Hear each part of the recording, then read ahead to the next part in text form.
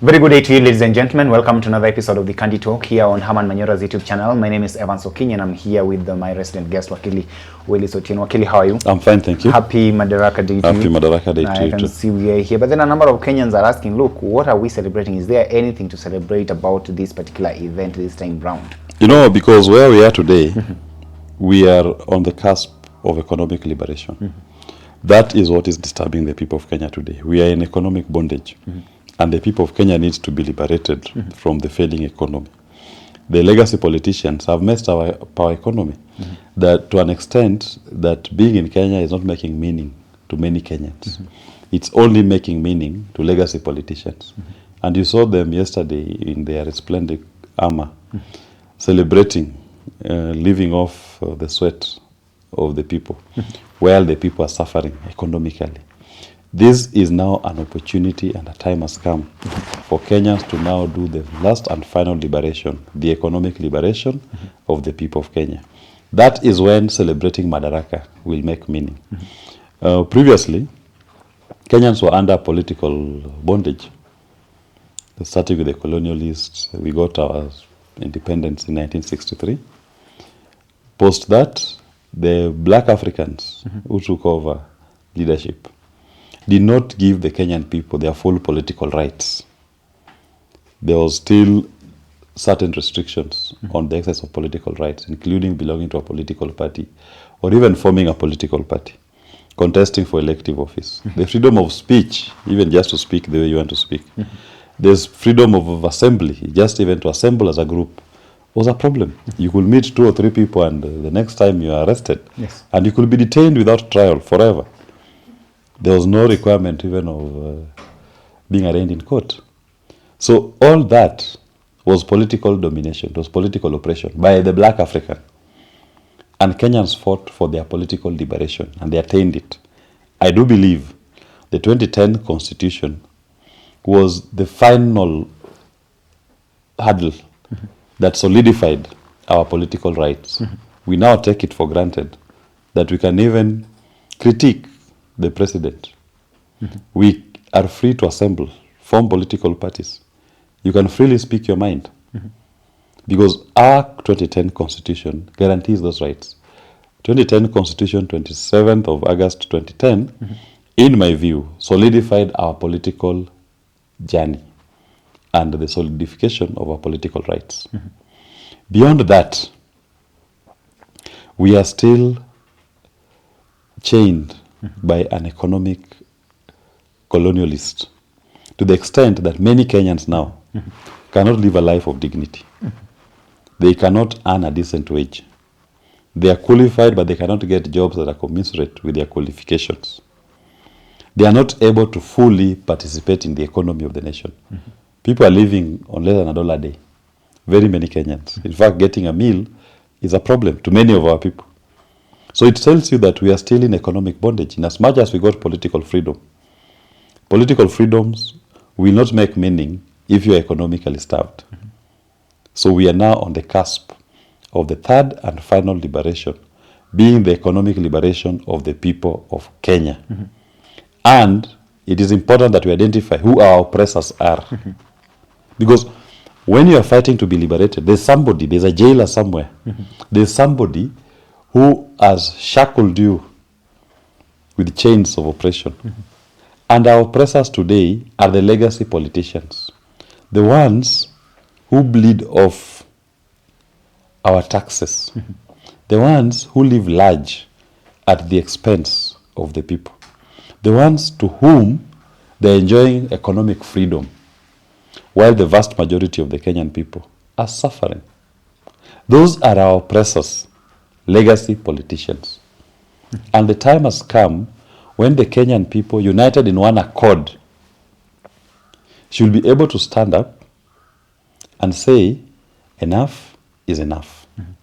And the time has come when this country must make meaning to all Kenyans, irrespective of their tribe, irrespective of their education, irrespective of their social status. It must work for everybody. Everybody must be a little king. And you only become a little king when you are economically free. What's the role of the legacy politicians in this particular problem that Kenyans have found themselves in at this point? Because the legacy politicians, they are the ones who create a system that aids them in oppressing Kenyans, and then they benefit. Look at even the taxation regime in this country. Look at the wage bill. Look at what legacy politicians are earning vis-a-vis the common man. How do you justify a country where the minimum wage is around 12 15,000 Kenya shillings, and somebody is earning 1.4 million Kenya shillings in parliament? Somebody is paid 500,000 Kenya shillings in mileage allowance. Some even claim as high as 5 million shillings per month on mileage. Which, and you expect both this one who is earning almost now 5 million per month to go to the same supermarket where the one earning 15,000 shillings minimum wage is shopping. It's not. And yet the person at the 55 million, where does that money come from? Is the overtaxation of this 15,000 Kenya shillings earner. When they go to buy fuel, when they go to buy any product from the shelves, VAT is increased every day. More and more items that this poor man is relying on are reverted. To pay this other person 5 million, and they shop in the same supermarket. Look at the odious debt they've taken. They take illegal debts, then they come and raid the pockets of the masses to pay for those illegal debts. Some of the monies that they've taken in the legal debts are being stashed abroad in their private accounts. They've come up with a system where the poor man cannot even access credit. You have an idea, you want to go into the market to commercialize it, but you don't have money. You go to the bank, you are told interest rate 20%. So that system is designed to make this poor man remain poor. Okay. But there are some people sitting somewhere, they're very comfortable with it because it's working for them. Okay. It's benefiting them. Those are the legacy politicians. In fact, yesterday was a very good day in office for legacy politicians. Why do I say so? It is because the greatest threat to legacy politicians is when Kenyans start discussing issues that matter. The economic liberation. That scares the legacy politicians. And you saw a state-sponsored campaign pitting Jaluos and Kikuyus, throwing shade at each other. That is what legacy politicians want you to do. Engage in tribal fights. A Jaluo may never even seen a Kikuyu in his entire life is now busy on social media insulting the Kikuyu tribe. A Kikuyu who has never seen even a Luo in his life, doesn't even know how a Luo looks, is now busy shouting on social media against a Luo. Forgetting the cause of our oppression is not the Luo, it's not the Kikuyu, it's the legacy politicians. So yesterday William Ruto had a very good day in office for a day. Now, being the Madaraka Day here, what do you make of the president's reflection on his achievements so far? Because he talked in about a number of issues that he's been able to achieve up to now. Key among them, housing, and he's talked of dealing with job creation, pushing the economy in the right direction. Those were at least his reflections on this. If he says that he pushed the economy in the right direction, then why are Kenyans suffering? Because if the economy was in the right direction, I always told you on this platform, the sweetness of the pudding is in the eating. It is the Kenyan people who should give a verdict on the economy, not William Ruto. When he talks about affordable housing, what's affordable about those houses? Were Kenyans having an housing crisis that people are living on trees? There's an old man who asks a very pertinent question. Nani hana kwao? Nani hana kwao?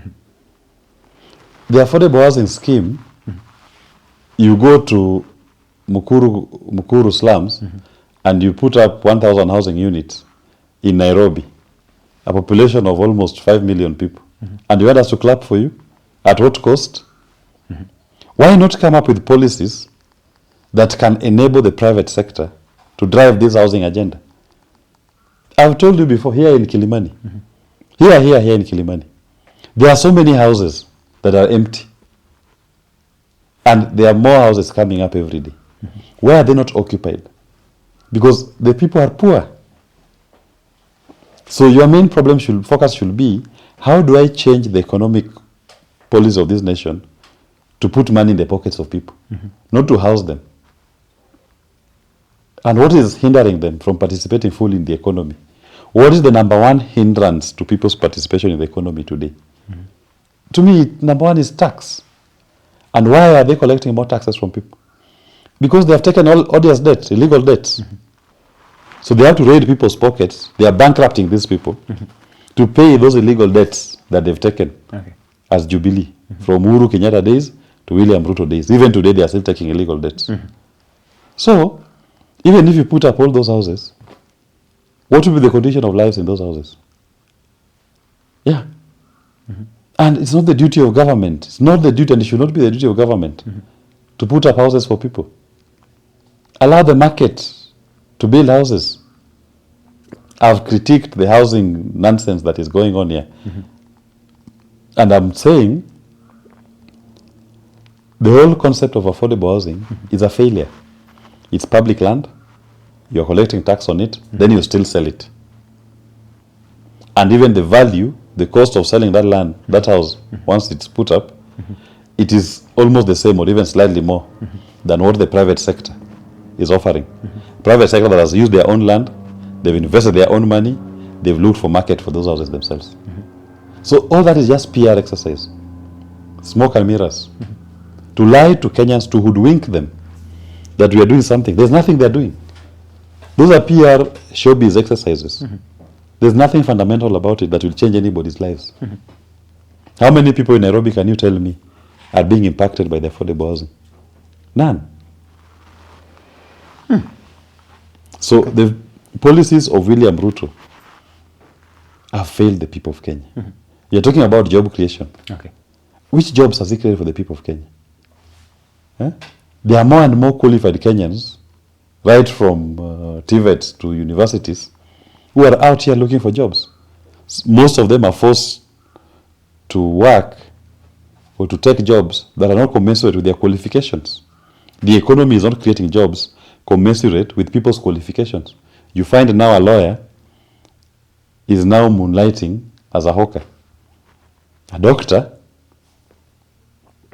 professionally qualified doctor, is now selling vegetables. Not that it's wrong to sell vegetables, but that is not his training. I will expect a doctor to sell vegetables as a side hustle. Not that because the economy has not created a job for doctors, now to fend for himself and his family, he is now reduced to sell vegetables. So the monies we spent on him, the commitment, the investment that the Kenyan people did on that particular professional to educate him and make him a doctor, just to send him to sell vegetables, when he can be offering his expertise to the benefit of the people. So there's nothing on job creation. His scorecard is abysmal. It's shaming. We are worse off today than we were last year. And we'll still be worse off next year than we are today. That is his track record. Back then when we had a conversation with you before the Madaraka here, you told me that the whole event would be changed into some sort of a political campaign. And then here we are. For you, if you look at the whole event, how it was organized and how it actually happened, and all that fuzz around it, do you think that it has the potential to change the political trajectory of the whole Nyanza region? It will not change the political trajectory of any place. Those are the attempts of legacy politicians. I've told you, yesterday was a good day in office for legacy politicians and William Ruto to try to bring back tribal politics. And I believe it was a state-sponsored campaign for Luos to start fighting with Kikuyus online. In the more process, forget about the cause of your problems. You start focusing on tribal warfare, which does not help anybody. Because on the table, on the Kikuyu side, there are so many people of the Kikuyu community who are in this administration. On the Luo side, there are so many people from the Luo community who are in the administration. Now you try to tell to Luos that this government belongs to them. They are more deserving. They are more in it than Kikuyus. Even if you went tribal, in that cabinet room, a solid 15 members of that cabinet come from the mountain region. A solid 2 members from the local community sit in that cabinet. Against 10, I mean, then you tell Jaluos that now clap, you are in government, it's your government. Let the Watu wa Murima get angry. No, that is legacy politicians trying to hoodwink you. They are selling you nonsense. dividing you, divide and rule. But that will not last. At the end of the day, everybody will go back to their homes. And the problem confronting you, when you're a Luo, you will not find a Kikuyu sitting on the table. When you're a Kikuyu, when you go back home, you will not find a Luo sitting on the table. You will find your economic problem. You will find the failed economy staring at you. You will find bills that you need to pay. Those bills, no tribe. Okay. Those bills are caused by legacy politicians who've messed up the economy. At that point, the Kenyan people will realize what the problem is. It has never been about tribes. It's always been about legacy politicians. And the time has come. There has been this statement down there that if this is what actually the broad-based arrangement can do, then we are in it. Kumi bila break. That is a conversation that has been propelled online by certain individuals from that particular region. You know, the point, in fact, I even saw some people celebrating the Homa Bay Stadium. Yeah. I was in shock when I looked at that stadium. That cannot qualify as a stadium. That's nonsense. Let's speak the truth. Go to Senegal. Go even to Central African Republic. Or Rwanda. In Nigeria, there's a state, Akwa Ibom. Look at the kind of stadium the state government has done. State, not national. Those are FIFA quality stadiums. What they are showing us in Homa Bay, that's not a stadium. Those are community football ground, playing ground. That should be in every estate, behind every estate. Yeah, but somebody wants to raise it and make noise about it. You go to Homa Bay Fish Market. Then you put an open fire and karaya. Then you fry fish there. Now you say you've improved the economy of Homa Bay. I mean, let's be serious. It's time we start calling a spade a spade. It's not wasting people's time at putting up a fish market, a structure that looks very dismal. And you say you've improved the economy of the people of Homa Bay. But legacy politicians want that photo opportunity to gaslight you. If you went to Homa Bay and looked at what victory farms are doing in Homa Bay, in terms of bringing new technology to improve cage fishing, come up with policies that can enable many people in Homa Bay to invest in that water, to be able to put up fish cages. Right? They are able to get feeds at affordable costs. So that your launch should not be of Akarayas frying fish. You should be launching to the people of Homa Bay that we have these 10,000 farmers, fish farmers, who have been able to put up fish cages in the lake. They are able to access fish feeds at a reasonable cost. They are harvesting 8 tons of fish per harvest, twice a year. They have a ready market in Europe for tilapia. They're exporting every 6 months. They're exporting what? Even $2 million. They're earning this. That is something to celebrate. Because you know, out of those 10,000, how many livelihoods have you impacted positively? That is economic liberation. But now frying fish on an open pan in the middle of Homa Bay town, and you want us to clap for you, you put up a fish market. A fish market is not a structure. A fish market is where the fish is sold, where somebody is earning money. If you told me these farmers are able to access a market, you go to them a market in Europe where they're earning more. You've partnered with victory farms to give you the new markets, the markets that they are selling to in Europe and the Americas. Okay. The people of Homa Bay are able to earn more. Otherwise, they'll end up still frying fish on that open karaya. And the people are supposed to buy fish don't have money in their pockets. That one fish is fried 3 times in a week before it is finally sold. Okay. How does that change? You know, these are the kind of things that we must tell legacy politicians. Stop gaslighting Kenyans. Stop gaslighting Kenyans. Just speak the truth. It's about economic policies. It should not be about photo opportunities. And what me I witnessed in Homa Bay, that was purely photo ops. And I actually saw one of the professors who is also an activist as well say, look, what these people actually need is an improvement on their income, not these things that you're actually showing them right now. Kindly, finally, as we wind up this show, look at also the kind of course, the artistic show that was displayed, the kind of songs that, you see, I was listening to those songs and I was like, just listen, the country is growing, we are peaceful and all that, people are happy. Is that really the reflection of the truth on what is actually happening in the country at large? It is not. It is not. Kenyans have always been peaceful, not in doubt. But Kenyans are hurting because of the economy. But in the Soviet days, propaganda songs were the norm. And even here in Kenya, we were forced to recite the national anthem and the loyalty pledge. I pledge my loyalty to President Moi every morning on the National Assembly. Yes. I mean, at the school parade. The school parade.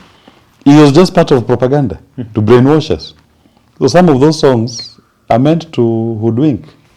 That is what legacy politicians know. Yeah. Try to force patriotism in you, so that you start to feel that things are good. Refocus your mind from the challenges that you're facing, their failures. So it's nonsense. But an opportunity is there for all Kenyans to see through it. There are those who like that kind of performance. It's okay, they're right. But we must look at the fundamentals. What are the fundamentals that are affecting the people of Kenya today? So after listening to a song at Madaraka Day, you've been told the country is full, things are growing, things are happening. Are they happening? No, are they happening? I actually wanted. They are not happening. There is nothing to show for. Omabe, you go and launch housing units. CG 110 and apartment, 3-block apartments. 110 units. Omabe. Population of almost 800,000. You put up 100,000 units. 110. And you want us to say you've assisted the economy of Omabe? Omabeans deserve better. That is a slap to the face of the people of Omabe. The great people of Omabe deserve better. Give them a working economy. They will put up those houses themselves, even better. And so do the rest of Kenyans. So do the rest of Kenyans. Ladies and gentlemen, this has been a good conversation here on the reflections of the Madaraka Day celebrations that took place the other day in Homa Bay County at the Raila Odinga Stadium. Allow me stop for now till we have this conversation again. Have yourself a lovely day, but please weigh in and tell us what you actually think on what is it that happened there. What are your reflections? Do you believe that the country is at the right place? Is there anything to celebrate even as the country marks 62 years of independence? Allow me stop for now till we have this conversation again. Have yourself a lovely day. My name is Evans Okinyi.